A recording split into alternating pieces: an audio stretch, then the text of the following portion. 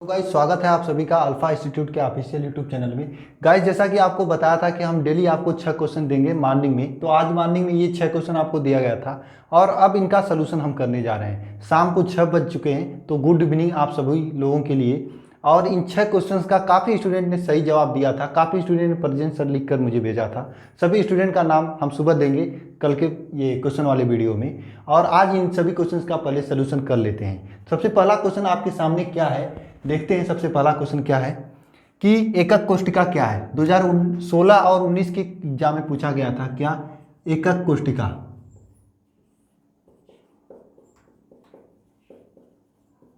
एक लाइन का इसका डिफिनीशन है। क्या है एकक कोष्टिका? एकक कोष्टिका किसी जालक की वह सूक्ष्मतम इकाई है, किसी जालक की वह सूक्ष्मतम इकाई जिसे बार बार पुनरावृत्ति करने पर पूरा जालक का निर्माण होता है। समझिएगा एक एग्जाम्पल के थ्रू। आपका घर ईंटों से मिलकर बना है, तो ईंटों से मिलकर दीवार बनी हुई है और दीवार से मिलकर आपका पूरा मकान बना हुआ है।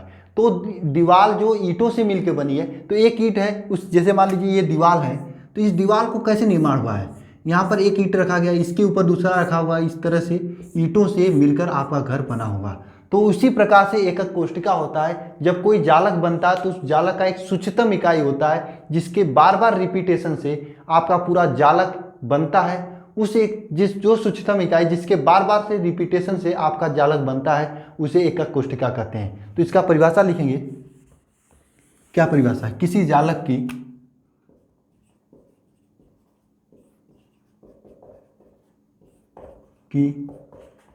सूक्ष्मतम इकाई जिसे बार बार पुनरावृत्ति करने पर जालक का निर्माण होता है, एकक कोष्टिका कहलाता है। क्या है? एक किसी जालक की वह सूक्ष्मतम इकाई जिसे बार बार पुनरावृत्ति करने पर आपका जालक का निर्माण होता है, उसे क्या कहते हैं? एकक कोष्टिका कहते हैं। एकक कोष्टिका कितने प्रकार का होता है, ये प्रश्न आता है। एकक कोष्टिका 3 प्रकार का होता है। ये तीनों प्रकार आपके सामने लिखे हुए हैं। पहला क्या है? फलक केंद्रित एकक कोष्टिका। फलक केंद्रित एकक कोष्टिका,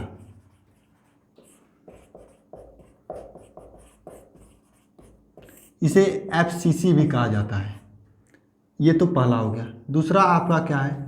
काय केंद्रित एकक कोष्टिका, इसे BCC कहा जाता है। तीसरा क्या है आपका? सरल एकक कोष्टिका।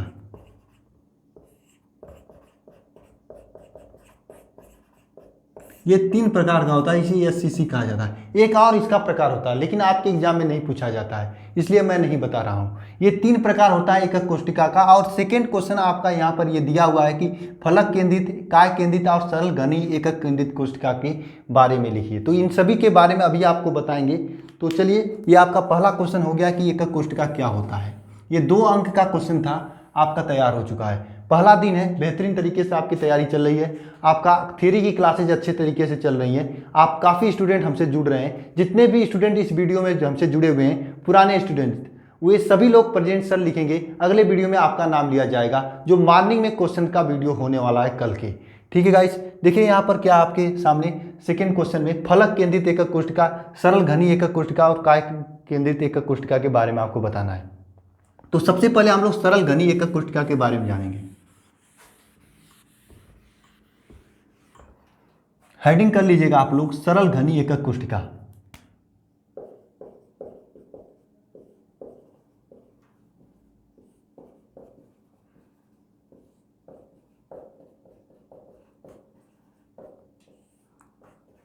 इसे आप लोग SCC भी कहते हैं।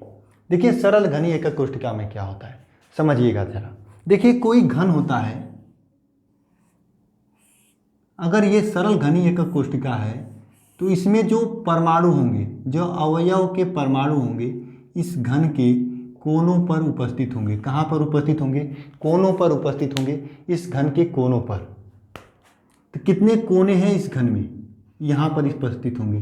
तो इस प्रकार की एकक कोष्टिका को कहते हैं सरल घनी एकक कोष्टिका। समझना फिर ध्यान से, किसी घन के कोनों पर उपस्थित हों, अगर परमाणु केवल घन के कोने पर स्थित हो तो वह घन क्या कहेगा? सरल घनी एकक कोष्टिका। कहाँ? परमाणु या अवयवी कण घन के कोनों पर स्थित हो, केवल कोनों पर, कहीं पर और नहीं, तो वह क्या कहलाएगा? सरल घनी एकक कोष्टिका कहलाएगा। तो यहाँ पर लिखेंगे, क्या लिखेंगे इसके डिफिनीशन में? यहाँ पर लिखते हैं हम लोग,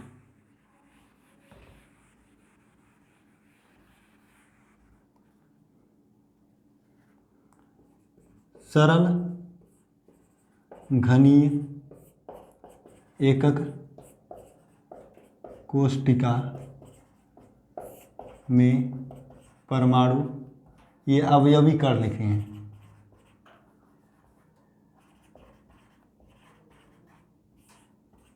कण घन के कोनों पर उपस्थित होते हैं।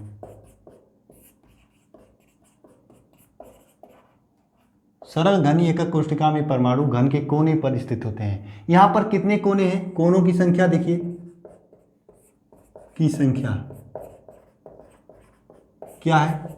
8 है। देखिए 1 या 2 3 4 5 6 7 8, यानी कि सरल घनी को एकक कोष्टिका में 8 कोने होते हैं और 8 कोनों पर परमाणु उपस्थित होते हैं। तो सरल घनी एकक कोष्टिका में परमाणु कहाँ उपस्थित होते हैं? घन के कोनों पर। अब हम पढ़ लेते हैं एफसीसी के बारे में। फलक केंद्रित एकक कोष्टिका, यहाँ पर लिखेंगे फलक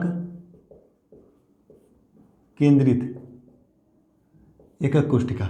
ठीक है, इसमें क्या होता है? परमाणु घन के कोनों के साथ साथ में फलक के केंद्र पर भी उपस्थित होते हैं। देखिए एक नीचे वाला फलक है, परमाणु यहाँ पर होगा, इस वाले फलक पर यहाँ पर होगा, इसके पीछे वाले फलक पर यहाँ पर होगा और इस सामने वाले फलक पर यहाँ पर होगा, इधर वाले पर यहाँ पे, इधर वाले पे यहाँ पर।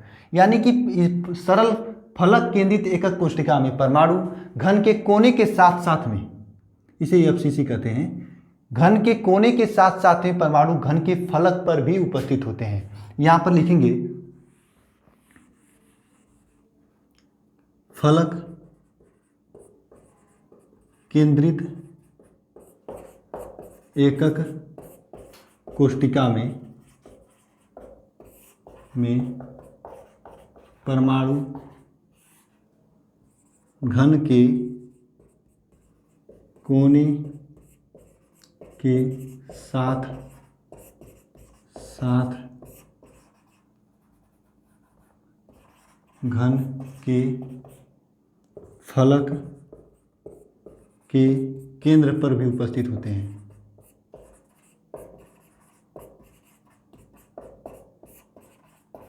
फिर समझिएगा, फलक केंद्रित एकक कोष्टिका में परमाणु घन के कोने के साथ साथ में घन के केंद्र पर भी उपस्थित होते हैं। देखिए 8 कोने हैं तो घन के कोनों पर कितनी संख्या होगी? 8। और फलक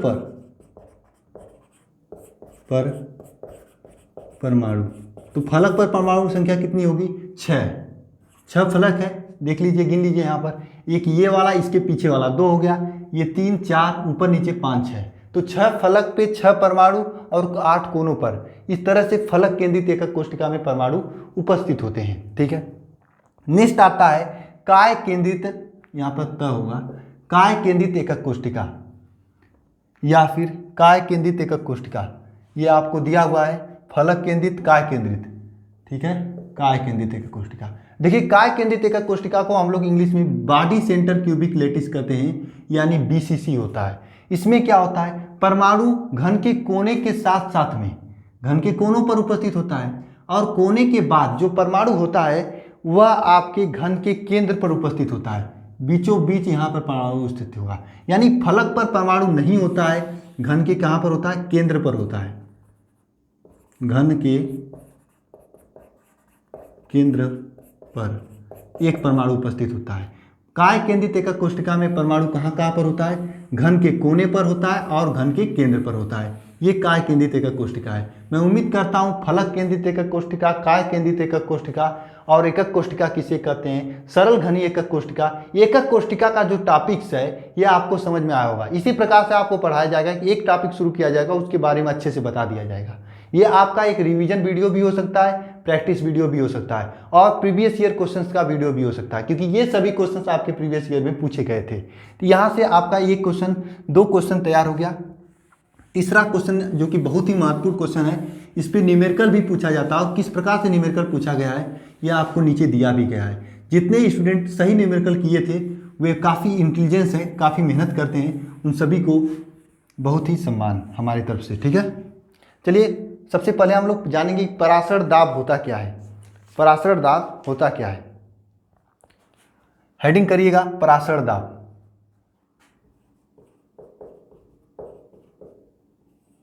पराशर पहले जानेंगे, उसके बाद पराशर दाब के बारे में जानेंगे। देखिए पराशर क्या होता है, विलायक के अणुओं को, किसका, विलायक के अणुओं का कम सांद्रता से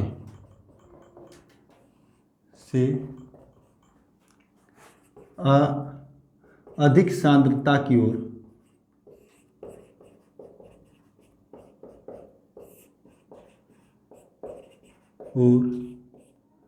अर्ध पारगम्य झिल्ली से स्वतः विचरण परासरण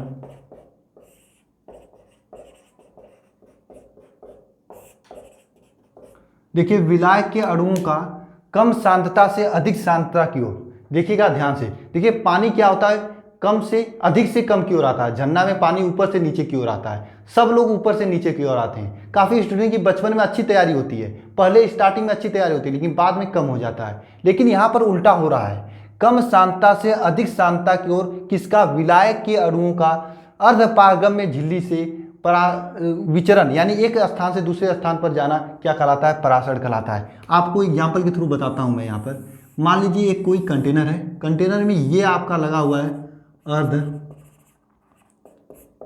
पारगम्य झिल्ली, ठीक है, यह अर्ध पारगम्य झिल्ली है। यह आपका, ये आपका जो है, ये फिगर भी आप लोग एग्जाम में बना दीजिएगा और एक लाइन की परिभाषा इस प्रकार से आपको कहीं देखने को नहीं मिलेगी, स्वयं का बनाया हुआ परिभाषा है, बुक से नहीं मिलेगा, इसलिए परिभाषा को लिखते चलिएगा। ये क्या है, विलायक के अणु ये आपका जा रहा है कहाँ पर, कहाँ पे जा रहा है, ये आपका विलयन का।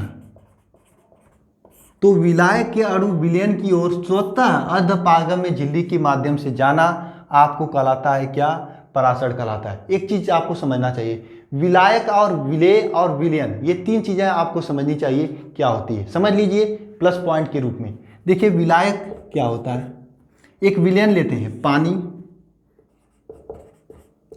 और नमक का, यहाँ पर क्या है, विलयन हो जाएगा। अगर आप लोग पानी और नमक मिलाकर पीते हैं ना, कब पिया जाता है पानी और नमक, तो कमेंट बॉक्स में लिखकर मुझे बताइएगा। पानी और नमक का एक विलयन लेते हैं तो पानी और नमक में जिसका मात्रा अधिक होगा, पानी का मात्रा अधिक होगा, ये तो जो स्वाभाविक बात है, जिसका मात्रा अधिक होगा उसे आप लोग क्या कहेंगे, विलायक कहेंगे। और जिसकी मात्रा कम होगा, जैसे नमक की, उसे क्या कहेंगे, विलेय कहेंगे। आप इस तरह से समझ सकते हैं, विलायक में अधिक शब्द है, 4 शब्द है, तो उसे क्या कहेंगे, मतलब उसकी मात्रा अधिक होगी। अगर आपसे पूछ दिया जाए चीनी और पानी में, चीनी पानी के मिश्रण में कौन विलायक है, कौन आपका विलेय है, तो चीनी आपका विलेय होगा, क्योंकि चीनी की मात्रा कम होता है। शरबत में, चीनी पानी का मिश्रण शरबत होता है, शरबत में आपका चीनी विलेय है और पानी विलायक है, क्योंकि पानी की मात्रा अधिक है, चीनी की मात्रा कम है। तो जिसकी मात्रा अधिक होगी वह आपका विलायक होगा, जिसकी मात्रा कम होगी वह आपका विलेय होगा, और दोनों को मिलाने के बाद जो तीसरा प्रोडक्ट बनेगा उसे विलयन कहते हैं। ठीक है, इस प्रकार से होता है विलेय और विलायक। तो विलेय विलायक समझ गए आप लोग, पराशर समझ गए। अब आपको समझना है पराशर दाब। परासरण दाब। क्या होता है परासरण दाब? देखिए, परासरण की क्रिया को रोकने के लिए जो बाह्यतम दाब लगाया जाता है उसे परासरण दाब कहते हैं। क्या? परासरण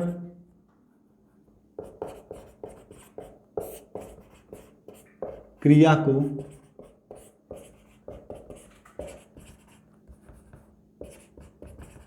रोकने के लिए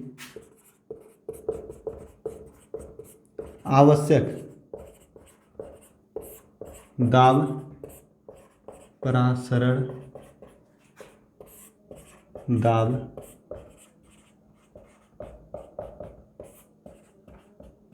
कहलाता है। देखिए, परासरण की क्रिया को रोकने के लिए जो दाब लगाया जाता है उसे क्या कहते हैं? परासरण दाब कहते हैं। परासरण दाब के बारे में आपको पता होगा कि जो परासरण दाब क्या होता है, परासरण की क्रिया को रोकने के लिए एक आवश्यक दाब लगाया जाता है उसे परासरण दाब कहते हैं। परासरण दाब का एक फार्मूला होता है, उसी फार्मूला के आधार पर ये दोनों क्वेश्चंस लगेंगे और आपके एग्जाम में पूछा भी जाता है। आप देख लीजिए, यहाँ पर आपके 2018 और 20 के एग्जाम में पूछा गया है, ये आपके 2020 के एग्जाम में पूछा गया है। हर साल आपके एग्जाम में परासरण दाब के आधार पर किसी न किसी सेट में क्वेश्चन पूछा जाता है, इसलिए आप इसे अच्छा से तैयार करिएगा।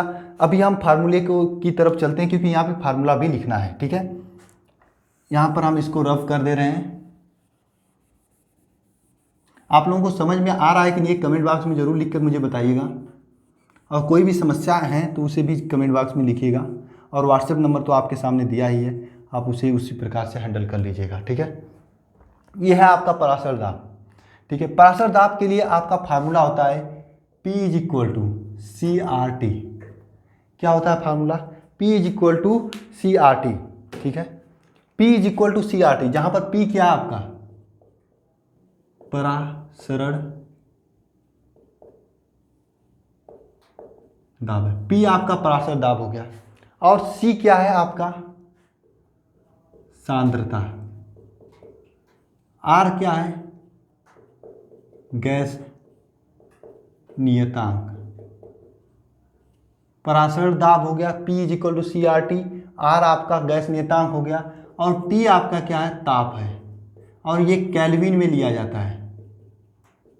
ठीक है, ये आपका परासरण दाब का ये फार्मूला है, P = CRT, जहाँ पे P परासरण दाब, C आपका सांद्रता, R गैस नियतांक, T टेम्परेचर। इस फार्मूला पर ये क्वेश्चन दोनों लगेंगे। हम यहाँ पर आपको पहला क्वेश्चन बताएंगे, ये 5वां वाला, और जो छठा क्वेश्चन है ये क्वेश्चन आपको स्वयं से करना है। ठीक है, और इसी प्रकार से जैसे छठा 5वां क्वेश्चन लगाया जाएगा उसी प्रकार से छठा क्वेश्चन भी लगेगा। अब हम सबसे पहले सांद्रता क्या होता है, ये क्वेश्चन आप ध्यान में रखिएगा कि समपराशरी विलयन क्या होता है, इसे हम लास्ट में आपको बता देंगे, अभी रब कर रहे हैं। ठीक है,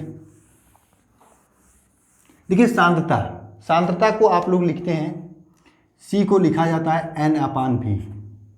N क्या होता है? मोलों की संख्या, मोलों की संख्या। V क्या होता है? V किसका? V आपका क्या होता है? आपका आयतन होता है, किसका? विलायक का, जिसमें घोला जाता है, जिसमें घोला जाता है उसका आयतन होता है ये V, विलायक का आयतन। अब देखिए, N को लिखा जाता है W/M। W क्या होता है? विलेय का भार, और M क्या होता है? विलेय का अणुभार। अणुभार का मतलब क्या होता है? जैसे H2O है तो H2O जल का अणुभार निकालने के लिए कहा जाए तो ये हाइड्रोजन का आपका जानते हैं भार ये होता है ×2 + 8 ये आपका ऑक्सीजन का कितना होता है? 16 होता है। इस प्रकार से अणुभार निकाला जाता है। ठीक है, 16 2 18 इस तरह से होता है H2O। ठीक है, तो यहाँ पर समझिएगा, देखिए W/M, M क्या है? विलेय का अणुभार, इस प्रकार से निकाला जाता है, यह आपका फार्मूला होता है। अब सबसे पहले हम लोग 5वां क्वेश्चन को चलते हैं। देखिए 5वां क्वेश्चन क्या है कि 0 डिग्री सेंटीग्रेड ताप है। ये ताप आपका 0 डिग्री सेंटीग्रेड है, लेकिन ये किस में दिया गया है? यह आपका डिग्री सेंटीग्रेड में दिया गया है, लेकिन यहाँ पर जो ताप लिया जाता है वही टेम्परेचर के रूप में लिया जाता है, यानी केल्विन के रूप में लिया जाता है। तो डिग्री सेंटीग्रेड को केल्विन में बदलने के लिए क्या किया जाता है? इसमें डिग्री सेंटीग्रेड को केल्विन में बदलने के लिए 273 का ऐड किया जाता है, जोड़ा जाता है। 273 जोड़ा जाता है कब? अगर डिग्री सेंटीग्रेड को केल्विन में चेंज करने के लिए। तो यहाँ पर 0 डिग्री सेंटीग्रेड है, तो केल्विन में इसका मान क्या होगा? 0 + 273। यह आपका इसका केल्विन में मान हो गया, किसका? 0 डिग्री सेंटीग्रेड का। और 45 ग्राम 0.45 ग्राम ग्लूकोज है। ठीक है, सबसे पहले आप लोग समझिएगा ग्लूकोज का फार्मूला क्या होता है। ग्लूकोज का फार्मूला क्या होता है बताइए जरा। ग्लूकोज का फार्मूला होता है C6H12O6। C6H12O6 इसका अणु भार की बात करें तो अणु भार आप निकाल लीजिएगा। 6 का क्या होता है? कार्बन का 12 होता है भार, हाइड्रोजन का 1 होता है आपको मालूम है, और ऑक्सीजन का कितना होता है आप लोग निकाल लीजिएगा। ठीक है, तो इस प्रकार से इसका 80 होता है अणु भार। किसका? ग्लूकोज का 80 अणु भार होता है। ठीक है, 180 अणु भार है ग्लूकोज का। और ये केल्विन कितना है? 0 + 273, यानी कि आपका टेम्परेचर T कितना हो गया? 273। और अणु भार यहाँ पर यम कितना हो गया? 180। ठीक है, और यहाँ पर देखिए W का मान दिया हुआ है, कितना दिया हुआ है? 0.45। क्या हुआ दिया है आपके सामने? 0.45। जो W ये मात्रा है, विलेय की मात्रा। विलेय यहाँ पर क्या है? ग्लूकोज है। ग्लूकोज को जल में घोला जा रहा है, ये समझिएगा जरा। अभी आपको विलेय और विलायक के बारे में बताया हूँ। तो ग्लूकोज को जल में घोला जा रहा, तो ग्लूकोज आपका विलेय है और जल विलायक है। तो यहाँ पर समझिए ग्लूकोज आपका विलेय है, तो विलेय का भार कितना है? 0.45। ये आपका दिया हुआ है 0.45। और यहाँ पर विलेय का अणु भार यहाँ पर आप निकाल दिए हो स्मॉल m का मान। तो यहाँ पर n का मान निकाल सकते हो, n का मान निकाल सकते हो कि नहीं? निकाल सकते हो। n का मान क्या हो जाएगा? 0.45/180। ये आपका ग्राम में है। ठीक है, अभी हम इसे सॉल्व नहीं करते हैं, n का मान ऐसे ही रहने देते हैं। अब देखिए v का मान। v का मान कितना है यहाँ पर? 250 मिली। क्या है v का मान? 250 मिली। 250 मिली, लेकिन इसे लीटर में रखा जाता है। लीटर में रखने के लिए क्या लिख सकते हैं? 250/1000 लीटर। 250 भागे या 250/1000 लीटर, ये आपका v का वैल्यू हो गया। अब हम क्या करेंगे? यहाँ पर देखिए ये t का वैल्यू है, ये आपका v का वैल्यू है, और ये आपका m का वैल्यू है, स्मॉल m का मान, और ये आपका w का वैल्यू है। अब बचा r का। r आपका गैस नियतांक होता है, जिसका मान, r का मान क्या होता है? 0.821 ये होता है। 0.821 आपका r का वैल्यू होता है। देखिए यहाँ पर सब वैल्यू आपके सामने है, और उस फार्मूले में आप इसका मान रखेंगे। देखिए यहाँ पर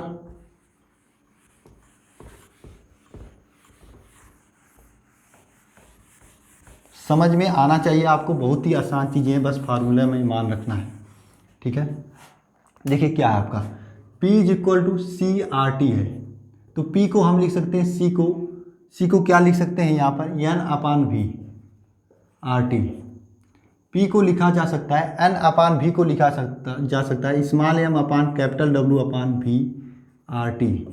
अब समझना जरा, स्मॉल m/W, सॉरी ये उल्टा हो गया,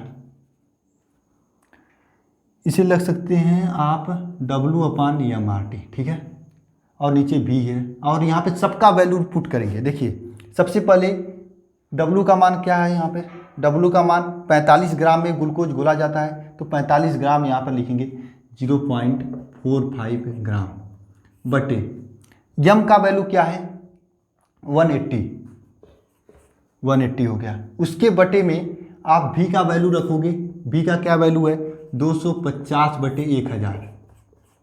बोलो समझ में आया? 250/1000। और यहाँ पर r का वैल्यू क्या है? 0.821। और t का वैल्यू, टेम्परेचर t है आपके सामने, टेम्परेचर t है, t का वैल्यू क्या है? 273। इसे सॉल्व करना है। ये सॉल्व करने वाला काम आप स्वयं से करिएगा, और मैं इसका आंसर बता देता हूँ। पाई का वैल्यू क्या आ जाएगा? 0.224 वायुमंडल। इस प्रकार से ये क्वेश्चन लगेगा। क्वेश्चन में क्या किया गया था एक बार समझिएगा जरा। देखिए पराशर दाब का जो फार्मूला होता है P इज इक्वल टू क्या होता है CRT, क्या होता है CRT। सी को में जहाँ पर P आपका पराशर दाब है, C सांद्रता है, R गैस नियतांक है, T आपका टेम्परेचर है। काफ़ी स्टूडेंट इस क्वेश्चन को सही लगाए थे। देखिए C को क्या लिखते हैं, सांद्रता लिखते हैं, तो C को N/V लिखते हैं। N/V में आपका N का वैल्यू होता है W/M, जहाँ पे W आपका विलेय का भार है, M विलेय का अणु भार है।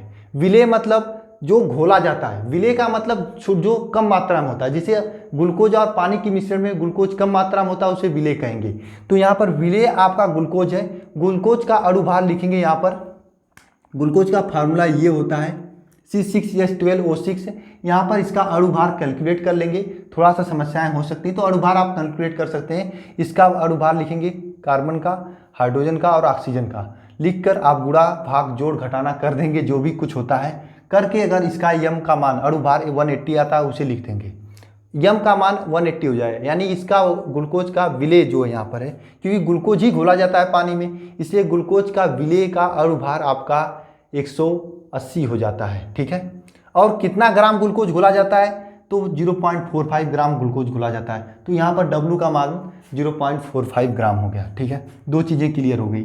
अब देखिए टेम्परेचर T, टेम्परेचर T की बात करें तो temperature T K is equal to 0.23 K is equal to क्या है, टेम्परेचर को हमेशा केल्विन में रखना है, टेम्परेचर को हमेशा केल्विन में रखना है। यहाँ पर देखिए टेम्परेचर 0 डिग्री सेंटीग्रेड दिया गया था, टेम्परेचर 0 डिग्री सेंटीग्रेड दिया गया था। आपको मालूम है टेम्परेचर को अगर आपको केल्विन में चेंज करना होता है तो जो डिग्री सेंटीग्रेड में दिया होता है उसे 273 में जोड़ देते हैं। जैसे यहाँ पर आप इस क्वेश्चन में 17 डिग्री सेंटीग्रेड दिया है तो इसको केल्विन में चेंज करने के लिए T क्या करेंगे, 17 प्लस 273 कर देंगे। ठीक है, इसी प्रकार से यहाँ पर अगर 0 दिया है तो 0 प्लस 273 करेंगे तो आपका इसका वैल्यू केल्विन में आ जाएगा, टेम्परेचर T का वैल्यू। आपके पास सब वैल्यू हो गया, यहाँ पर V का वैल्यू हो गया, W का वैल्यू हो गया, T का वैल्यू हो गया, M का वैल्यू हो गया और R का। इस फार्मूले में बस मान रखेंगे, आंसर आ जाएगा। इस प्रकार से न्यूमेरिकल करते हैं। सबसे पहले जो वैल्यूज दिए होते हैं उन वैल्यू को लिखते हैं, उसके बाद काम करते हैं। न्यूमेरिकल समझ में आया तो ठीक है, नहीं समझ में आया तो कमेंट बॉक्स में लिखिएगा और इस न्यूमेरिकल को खुद लगाकर नीचे इसी प्रकार से आंसर कमेंट बॉक्स में लिखिएगा। जिनका सही आंसर हुआ उनका अगले वीडियो में नाम लेंगे। इस वीडियो में बस इतना ही।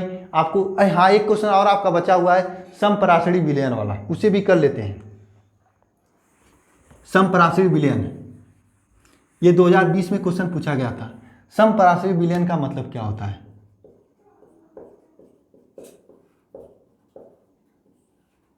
समपराशरी विलयन, अगर दो विलयन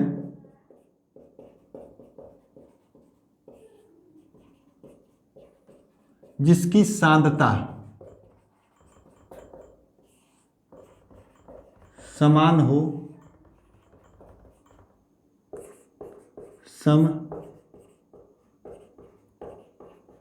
समपराशरी विलयन,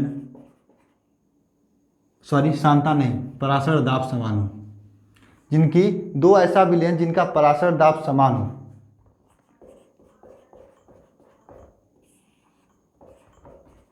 जो दो ऐसा विलयन जिनका पराशर दाब समान हो, समपराशरी विलयन कहलाता है।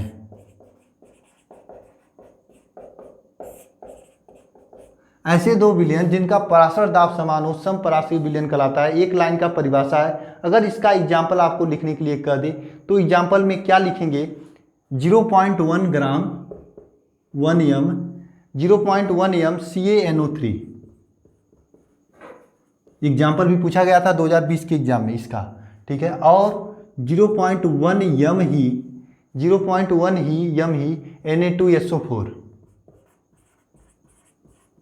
ठीक है, समझ आया जरा। देख रहे हैं समपराशरी विलयन क्या होता है, दो विलयन जिनकी पराशर दाब समान हो उसे समपराशरी विलयन कहते हैं। जैसे 0.1 m की CaNO3 और 0.1 m Na2SO4, इन दोनों का पराशर दाब समान है इसलिए इसे समपराशरी विलयन कहते हैं। यह किस प्रकार से समान होता है, यहाँ से आपके एग्जाम में क्वेश्चन भी बनते हैं। ये सब चीज़ें किसी अन्य एग्जाम्पल, अन्य इंपॉर्टेंट क्वेश्चंस वाले वीडियो में बता दिया जाएगा। और जितने लोग जुड़े हैं प्रेजेंट सर लिखकर नीचे कमेंट बॉक्स में जरूर जाइएगा। अगले वीडियो में उन सभी लोगों का नाम लिया जाएगा जितने लोग डेली का डेली प्रेजेंट हो रहे हैं। तो इस वीडियो में बस इतना ही। मिलते हैं नेक्स्ट वीडियो में। वीडियो देखने के लिए धन्यवाद।